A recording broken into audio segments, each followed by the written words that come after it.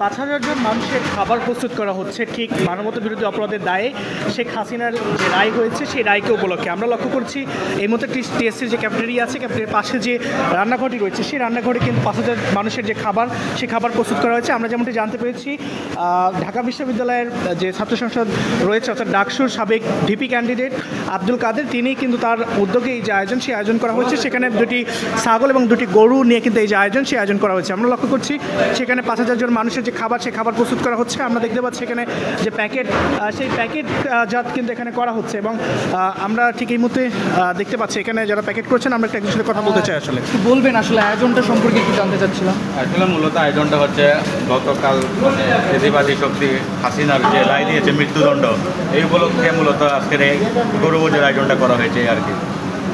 কত হাজার মানুষের আয়োজন হচ্ছে এবং অনুভূতিটা জানতে চাচ্ছিলাম। এটা অ্যাপ্রক্সিমেটলি 7,500 মানুষের আয়োজন করা হয়েছে আমি যতটুকু জানি। অনুভূতি বলতে আসলে অনুভূতি ব্যক্ত করার মতো মানে কোনো বার্তা নেই।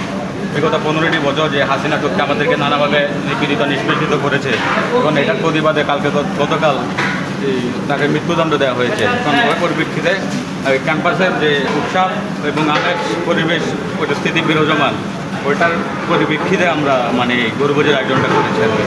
দর্শক যেমনটি শুনতে পাচ্ছিলেন যে ভুরিভোজের আয়োজন সম্পর্কে কথা বলছেন, যদিও তিনি 7,500 বলছেন, আমরা অন্য দিকতে লক্ষ্য করেছি তারা কিন্তু 5,000 মানুষের কথা বলেছেন। এবং আমরা ঠিক এই মুহূর্তে দেখতে পাচ্ছি কয়েকটি পাশে কিন্তু যে প্যাকেটজাতকরণ যেটি সেটি কিন্তু চলছে। আমরা শিক্ষা দৃশ্য এখানে ঠিক টিএসসি জুড়ে দেখতে পাচ্ছি এবং টিএসসি জুড়ে শীত দেখাচ্ছিলাম এই মুহূর্তে শেখ হাসিনার রায়কে ঘিরে আসলে যে আয়োজন চলছে সেই আয়োজনের ঠিক সর্বশেষ।